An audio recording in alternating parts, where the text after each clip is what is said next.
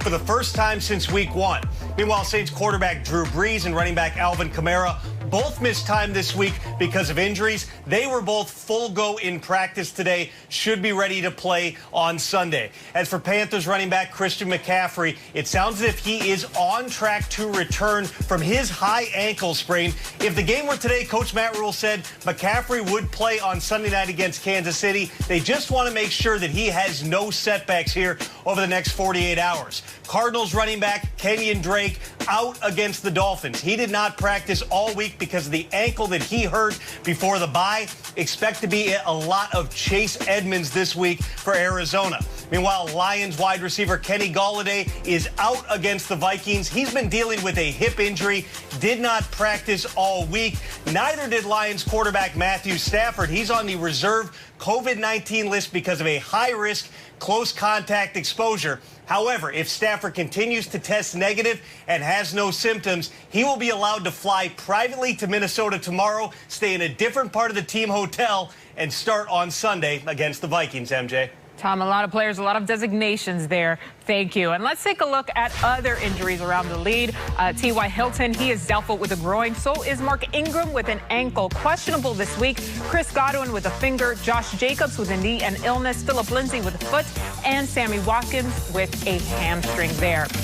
All right, let's get you to Saints and Bucs because that is our Total Access Game of the Week. With the Hall of Fame greatest of all-time quarterback, and we are underway in New Orleans. Quarterback sneak by Tom Brady. Touchdown, Tampa Bay. Spike 10 ball, Tom Brady. Who says I'm 43? Set up the screen. Kamara at the 15. Turns it up to 10. Has space. Walks into the end zone. Touchdown, Alvin Kamara. Brady takes a gun snap. Quick throw near side. It's picked off. Janoris Jenkins. Pick 6. Brady picked off for the second time in the game. Quick throw to Emmanuel Sanders at the 5. Spins off the tackler. Reaches across. Touchdown, Emmanuel Sanders. Your final score, New Orleans 34, Tampa Bay 23.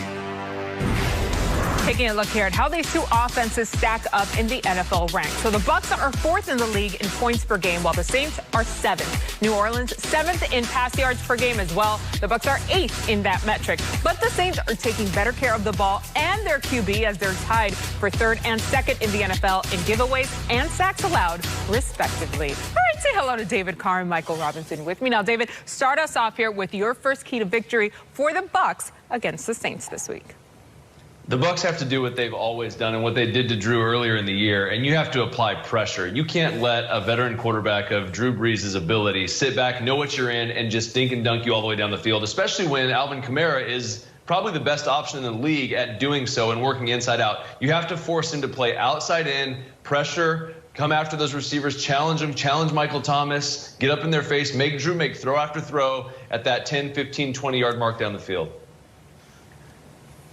Yeah, David, I understand where you're coming from, brother, but you are talking about one of the greatest quarterbacks to ever play this game in Drew Brees. And my message is, Drew Brees, just take what the defense gives you. He's led this team to a 5-2 record doing that. And usually, David, when you force quarterbacks to push the ball downfield, a lot of times quarterbacks get impatient. You know what I'm talking about, man, and try to win the game with one throw.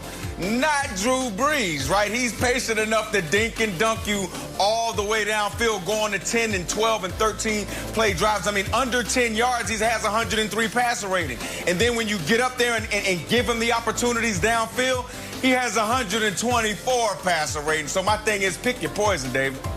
Yeah, no, it's really difficult. It's going to be a great chess match. I think the other thing that you have to do, if you're talking about the Bucs, when you look at it, how they've gotten in a rhythm on offense is play-action pass. And Tom Brady is starting to find a rhythm with this offense off of the play action. So the run game's been there. You've got some guys on the outside that can make some plays, but that has really solidified at least the offensive line. The offensive line was shaky for me, but that play-action pass has kind of hesitated the defensive line, had the linebackers hesitate a little bit. They got to utilize that this weekend. Yeah, they do have to utilize that play-action pass. Talking about Tom Brady and the Tampa Bay Buccaneers, because, you know, if you send 5 rushers just one-on-one, I'm not sure if that Tampa Bay Buccaneers offensive line can go 5 one-on-ones across the board without a little bit of help. So my key to victory from the New Orleans Saints is get inside pressure on Tom Brady. Tom Brady isn't as young as he used to be, and even when he was young, it wasn't like he was running all over the place. So get inside pressure, do line stunts. This Tampa Bay Buccaneers offensive line, they have issues with the line stunts. You do that, you get pressure on Brady and force turnovers like you did in the first game. Yeah, it's exactly right. And you know, they have another weapon at their disposal as far as the Bucs go, and it's this receiving core and tight end group. You know, and I know the tight end group right now is maybe a little bit limited, but you got Gronk. You know, you have a nice run game, but really it's using those weapons to open up the run game, because if you can get a guy out of the box, if you can get a guy to draw attention to some of those wide receivers that they have out there, and now you have a light box, you're able to run the football, that helps tremendously. And Brady's as good as anybody in the league at understanding what they're in, seeing the defensive alignment, and then getting into the right, correct run play. Because this run game really, it shouldn't go. I mean, they don't have road graders up there. They don't have one of the best lines in football, but it still is able to go because Brady's able to get them in the right play. So that's crucial. All right, you guys being... It is crucial. Oh, my bad, MJ. I ain't mean to interrupt you, but I just wanted to give me a little comeback to that, though. Please, you know what I'm saying? And that's what I think. I think the New Orleans Saints, they have to be physical in their run game, in defending the run, and they have to be physical when they tackle, right? These Tampa Bay Buccaneers running backs, they have to know that these Saints defenders are there. Demario Davis and company get after it. Demario Davis leads this Saints team in tackles. If they can do that and make the ball carriers feel their presence, I think they can talk this Tampa Bay offense into some turnovers. All right, now it's my turn. Here we go. Here's the thing. I'm listening to all of you guys, right? All of these points. Get inside pressure on Brady. Open up the lanes for the rushing game. All right, let's give the people what they want. Let's pick it then. David, you first. Who's winning? I mean, I think that they're going to have, it's going to be a battle. Come down to a field goal, I think. I'm going to say 27-24 Bucs. Great quarterbacks going at it, great football teams, good football game. David, I agree with you. I got 38-31, the Tampa Bay Buccaneers.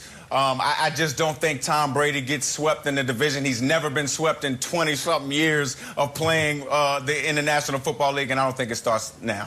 Yep. We are all in agreement to start our game picks this week. I also have the Bucs. What we've seen, especially over the last few weeks, I have them taking this 36-32. I'm Robin David. Thank you. Russ looks, throws back inside, ball is caught. It's Metcalf who makes one man now, two men miss. 30, 25, 20, turns upfield. They don't touch him. Touchdown, Seahawks. How in the world did he tiptoe up the sidelines? Two defenders breaking on him, and nobody touched him, and scores from 46 out. We can do anything. Play fake, looks, throws over the middle. Ball is caught. Touchdown, Seahawks. DK Metcalf catches his second touchdown pass of the day. That's a touchdown. Touchdown. And they can't cover big number 14. Yeah, we talk about DK Metcalf's superhuman abilities all the time, but here are the numbers to match. The Seahawks receiver is top 5 in the NFL with 680 receiving yards so far this year. DK is tied for second with 7 receiving touchdowns and is topped in the league in yards per reception with an average of 18.9. All right, M-Rob, this Seahawks-Bills game has your name written all over it, my friend. Come on in, because you saw the numbers on DK. Top 5 in 3 of those categories. He went from physical freak his rookie year to a much better route runner in year 2. So how big of a problem is Metcalf for opposing defenses?